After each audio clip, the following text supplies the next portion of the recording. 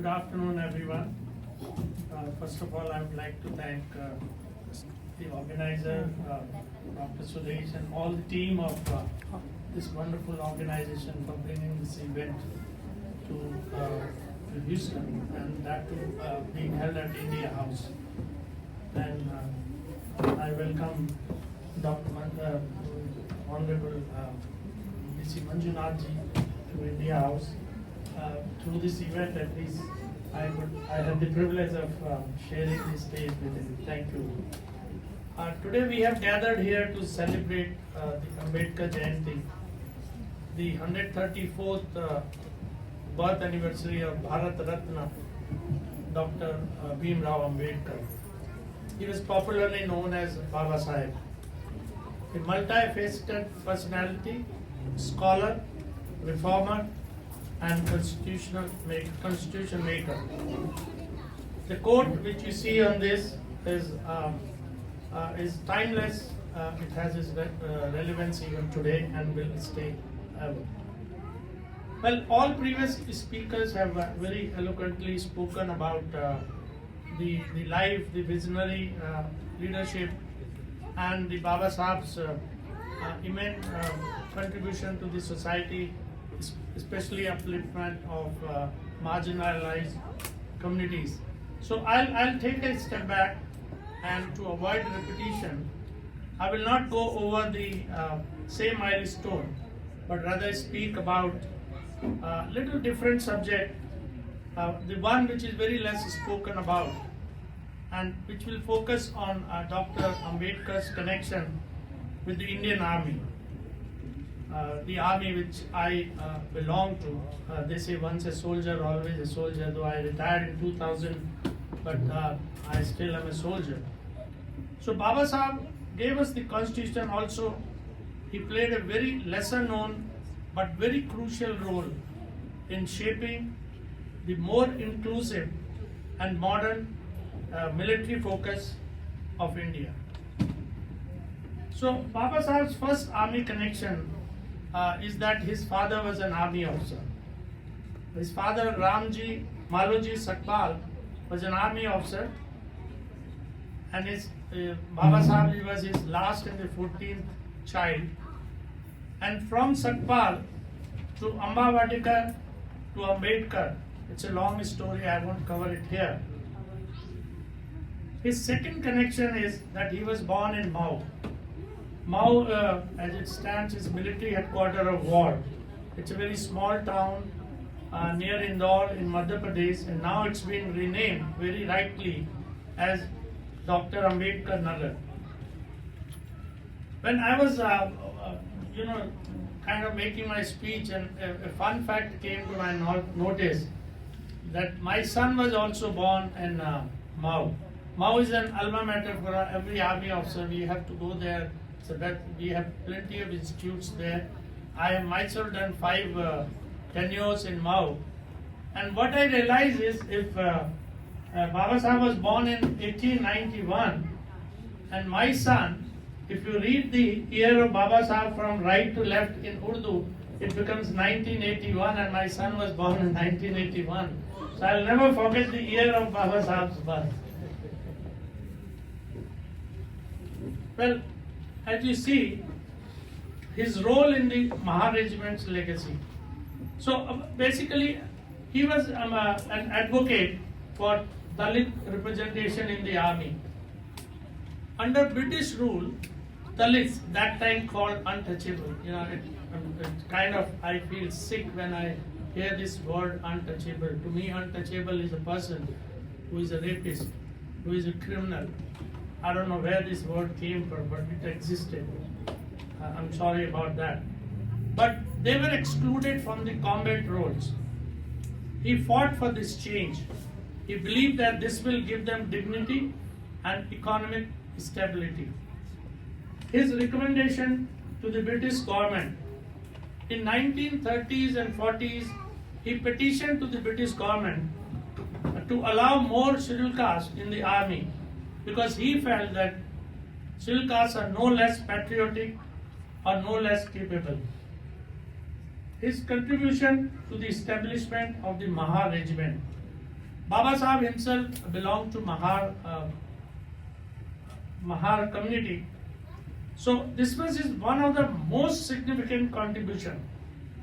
This particular regiment, Mahar, was disbanded before World War II. He fought for it, and due to his efforts, the Mahar regiment, which composed of mainly Dalit soldiers, he was revived in 1941 during World War II. And today Mahar regiment is a proud part of Indian Army, having given one of the most dynamic chief, General Sundarji. And last, his vision of social equality through military service. He believed that the caste distinction could be broken down through the military, because military values discipline, merit and courage above all. Every Indian could serve to be honored regardless of birth.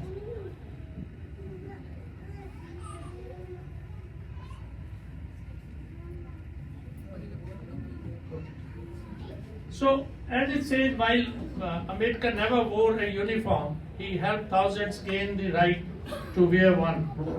The Mahar regiment, which was re-raised in 1941 due to his effort, is more than a military unit. It's a victory of justice.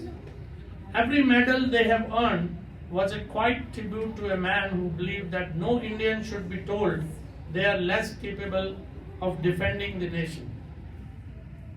The Mahar community comes mainly from Maharashtra and had a long military history, a tradition particularly during the Maratha Empire. Baba Sahib was himself, as I said, Mahar. And after independence, the Mahar regiment continued to serve the nation with distinction. It participated in the 47-48 Pakistan conflict, 65 and 71 war with Pakistan, and many UN peacekeeping missions. And it has got numerous medals and honors, battle honors.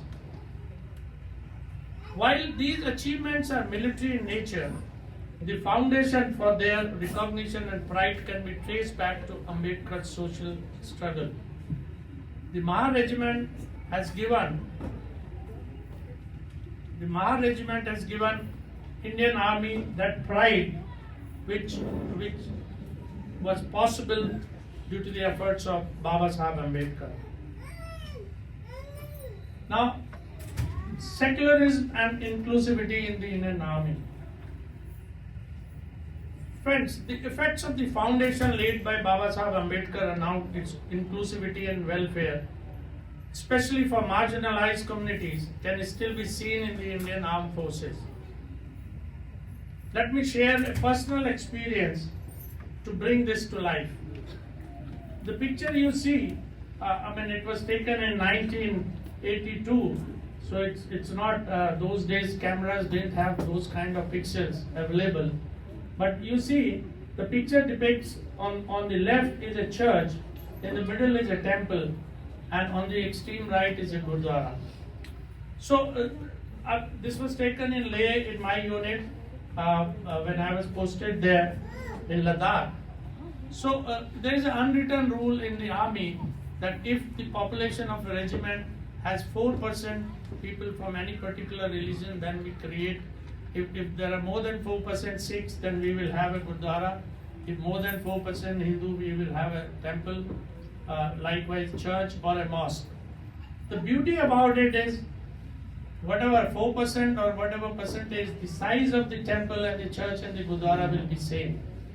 And I want to quote an example when I was posted in Leh, that once during Ram Navami, our Panditji suddenly had to leave because of emergency, family emergency. And you will be surprised that the puja, the Ram Navami puja was done by the Granthi of the Gurdwara.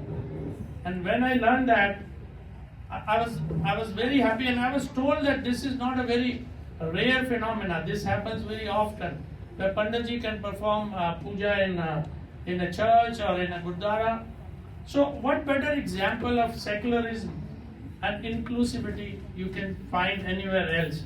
And this, I think, this echoes with the theory of Baba Sahib, with the practice with Baba Sahib. So Baba Sahib fought for the rights of women, workers, and the untouchables. He didn't just protest, he proposed reforms. And in those days he was trolled not on Twitter but in real life. Yet he didn't stop. If Dr. Ambedkar were alive today, I think he would have been the best Twitter account in the world. The short, the sharp, and absolutely savage. And this is one of the examples of this Twitter account. So this Ambedkar Jayanti, let's celebrate not just the man, but his mission. Ambedkar's legacy isn't just statues and slogans. It's every young girl going to school, every Dalit child getting education, every person is standing and saying, I deserve dignity. So this Ambedkar Jayanti, let's celebrate not just the man, but his mission. Let's read a little more, stand a little taller, and speak a little louder, just like he did. Jai Hind, Jai Bhim. Thank you.